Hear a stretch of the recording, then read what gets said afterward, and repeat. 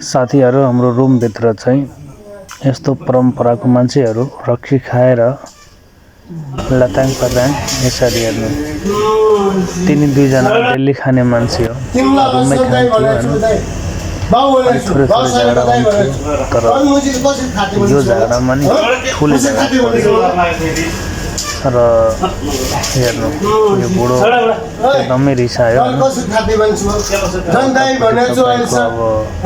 कुमार भन्ने छ त्यो डेन्जर हेर्नु नि उसलाई भन्छ तिमी गएर बस हैन यो बुढो चाहिँ अब कामको छैन खालि मुखका फाइट मात्र देखिन्छ अनि यो त अनि त्यतिखेर चाहिँ क्याम्पसले हामी बोलायो क्याम्पस पनि आइसक्यो अनि उसले सम्झाउँदा गर्दैछ कि तिमी चुप्प लागेर बसिहाल हैन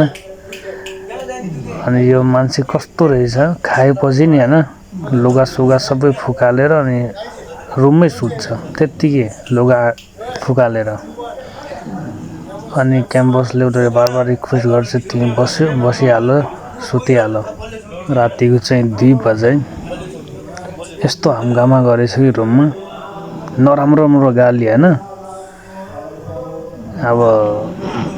सबैले गाली गर्दैछ क्या हैन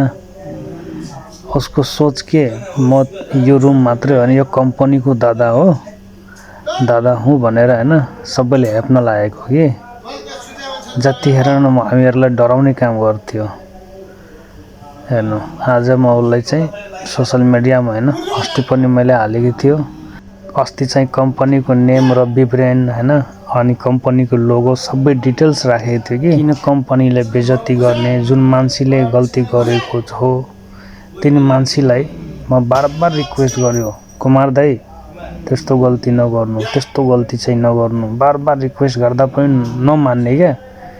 डेली रक्सी खाने 50-60 100 रुपैयाँ डेली रक्सी खाने डेली चाहिँ ल्याङ गर्ने रुममा हैन 12 बजे 1 बजे ढोकाएर ड्याम गर्ने अनि बेड चाहिँ क्राङ गर्ने लास्ट डिस्टर्ब क्या त्यो भएर एक दिन त बुढीसँगै लफडा पर्यो साथीसँग लफडा पर्यो हैन अनि छाप मैले क्यामेरा चाहिँ स्टार्ट गरिहाल्यो ल तेरो राजाबाजी सबै बन्द हुन्छ भनेर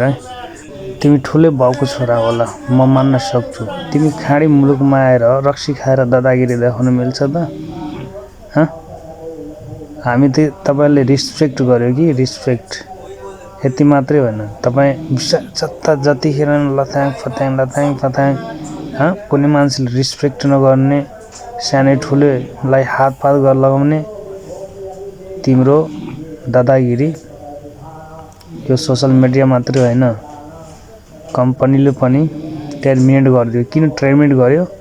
यसको परम्परा यति खराब थियो कि यति नराम्रो थियो कम्पनी टर्मिनेट गरिदियो बोनस पनि दिएन केही पनि दिएन टिकट दियो पठाइदियो